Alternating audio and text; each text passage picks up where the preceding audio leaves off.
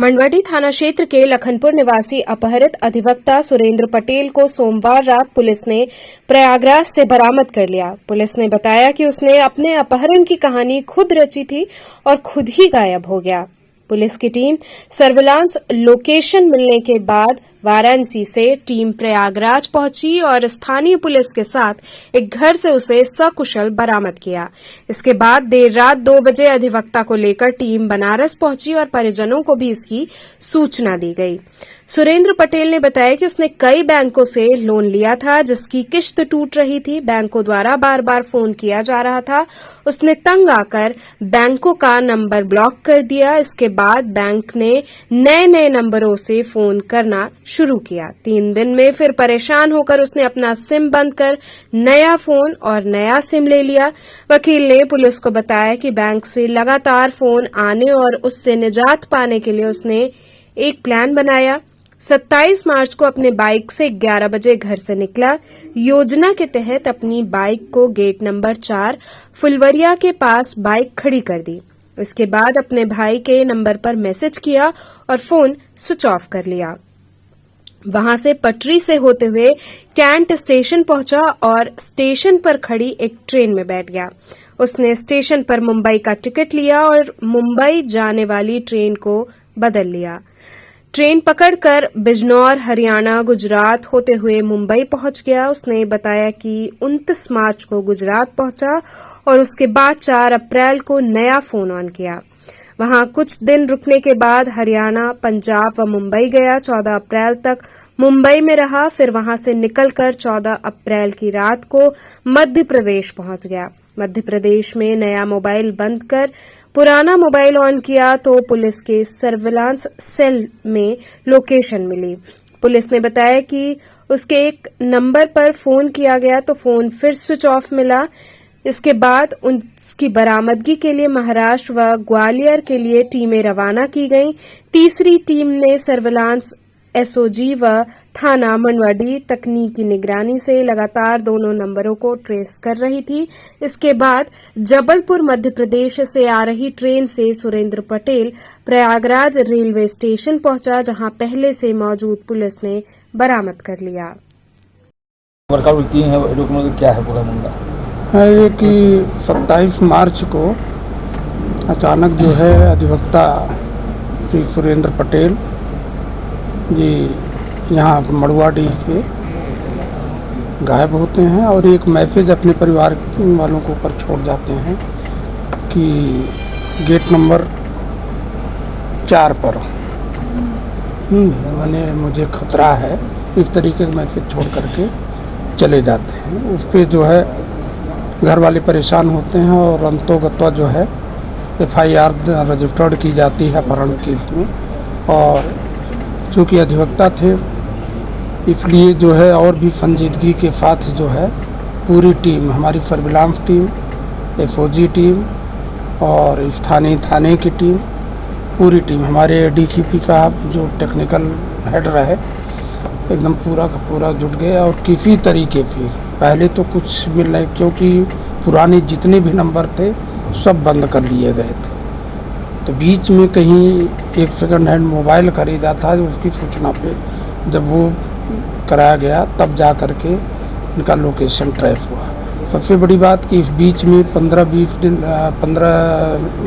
हो गए लगभग, घर वालों से भी इन्होंने कोई संपर्क नहीं रखा। और बराबर जो है हम लोग बार एसोसिएशन पे वार्ता चलती रही और बार के जितने भी अधिवक्ता हैं हम उनका शुक्रिया अदा करेंगे कि उन्होंने बहुत ही जो है हम लोगों के साथ जो है साथ दिया और सहयोग प्रदान किया हर तरीके से। और इस तरीके से हमारी टीम सकुशल जो है कल इलाहाबाद से जो है इन्हें सुरेंद्र पटेल जी को जो है बरामद करके लाई है। किन बैंकों से इन्होंने लोन लिया था या क्या चीज़? अब बैंकें तो कई हैं, बैंकें तो 7-8 हैं। जैसे कुछ इंस्टेंट लोन वगैरह लिया था जो क्या इस तरह से? हाँ, लोनिंग लेते थे, पहले तो लोनिंग लेते थे आपस में ही, एकदम घर का जो है एकदम ट्रांसफ़र, उससे पैसे कुछ अर्जित करते थे 5,000 ट्रांसफ़र करके। और बीच में जो है कुछ लोनिंग इन्होंने जो है शेयर मार्केट वगैरह में लगाई जिसमें लॉस हुआ।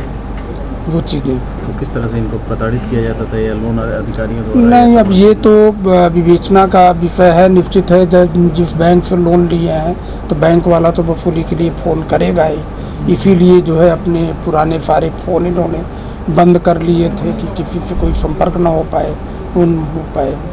ये एक अधिवक्ता थे, बुद्धिजीवी वर्ग थे, आज सारे लोग इनके लिए परेशान थे, चाहे बाहर का, चाहे पुलिस प्रशासन का या और तो क्या लगता है कि गुमराह करने और पुलिस प्रशासन को परेशान करने में इनके देखिए बीच में कई चीज़ें हैं, अभी तो उसकी विधिक राय ली जाएगी और जांच चल रही है। दूसरी चीज़ हम इनके घर वालों को अभी भी कहेंगे, क्योंकि पहले भी ये भाग चुके हैं, तो सबसे पहले तो इनकी काउंसलिंग होना बहुत ज़रूरी है।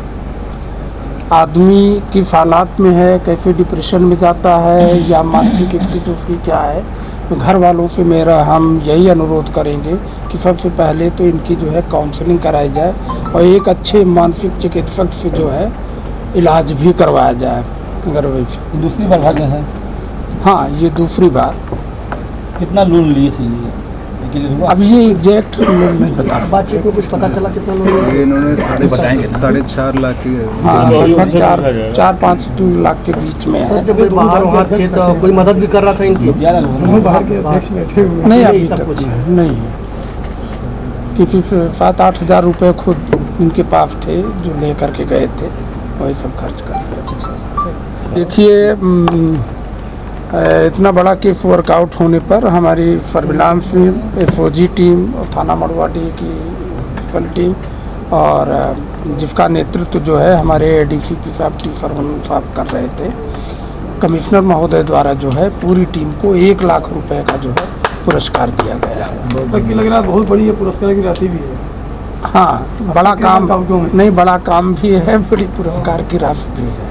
मैं मुरलीधर सिंह एडवोकेट, अध्यक्ष the central bar association Banaras Varanasi. ये एडवोकेट महोदय भागने की क्या वजह है? आज वर्कआउट हुआ क्या? जैसा अभी एडीसीपी साहब ने बताया, इनके भागने की वजह थी कि ये लोन ले लिए थे, लोन लेकर के खर्च कर दिए थे, उसको जमा नहीं कर पा रहे थे और उसके वजह से दबाव में या घर छोड़ करके भाग गए। क्या वजह था इनको घर छोड़ भागना? कहीं पैसा जुआ हुआ करते थे या सट्टेबाजी? पता यह भी चला है कि ये गेम खेलते थे और गेम में पैसे लगाते थे और यह बड़ी विचित्र सी बात है कि एक अधिवक्ता होकर के ऐसे फन में ये फंसे थे। इस पर हम लोगों को भी अफसोस है। कई बातें चल रही थी कि इनकी शादियाँ हो चुकी हैं, क्या है? वो इनका घरेलू मामला है। जैसा पता, चूँकि हम लोग बराबर पुलिस के और इनके परिवार के संपर्क में रहे हैं, इनकी पहली शादी टूट चुकी थी और डाइवोर्स शायद हो गया था और उसके बाद इन्होंने दूसरी शादी की और दूसरी शादी की पत्नी भी इनसे अलग रह रही हैं। वजह क्या है कि जुआ या गलत काम? अब ये तो ये बता सकते हैं, लेकिन जो निकल करके आया सामने ये ऐसा ही लगता है कि इनको। घर वाले जब आपका सहयोग कर रहे थे तो आप लोग को बताया गया था कि लोन लिए थे, घर वाले ने इस तरह का कुछ बताया था आप लोग? घर वालों ने यह तो नहीं बताया कि लोन लिए थे, लेकिन घर वाले पुलिस का भी सहयोग कर रहे थे और पुलिस की कार्यवाही पर, कार्यशैली पर ये लोग संतोष भी जाहिर कर रहे थे, क्योंकि पुलिस इनके भाई राजेंद्र जी जो यहाँ इस समय हैं, इनको लेकर के बराबर 6-7 दिन एक जगह सीसीटीवी फुटेज ये सारा चीज़ देखना दिखाना, तो इस वजह से हम लोग भी पुलिस के प्रति और पुलिस की कार्यशैली के प्रति आश्वस्त थे और इसीलिए हम लोगों ने लगातार हड़ताल नहीं किया। आप लोग मुख्यमंत्री के पास गए थे जब ये इनका अपहरण का एक मामला लेकर के, लेकिन जब अब केस खुल चुका है और ये समझ में आ गया कि ये अपहरण नहीं है, ये खुद से गए तो इस तरह से इन्होंने धोखा दिया, तो बार का अगला कदम इनके खिलाफ अब क्या होगा? मैं साधुवाद देता हूं अपने यशस्वी मुख्यमंत्री माननीय योगी आदित्यनाथ जी को कि मेरे एक बार कहने पर उन्होंने इसका संज्ञान लिया और संज्ञान लेकर के उन्होंने कमिश्नर साहब, पुलिस कमिश्नर को उन्होंने इस पर हिदायत दी और पुलिस कमिश्नर वाराणसी की पूरी टीम ने जिस मनोयोग और जिस भाव से और जिस तत्परता से इस काम में लगे रहे, इसके लिए हम उनको साधुवाद देते हैं और इसकी सराहना करते हैं। हम बार एसोसिएशन इनके खिलाफ कार्रवाई करेगा।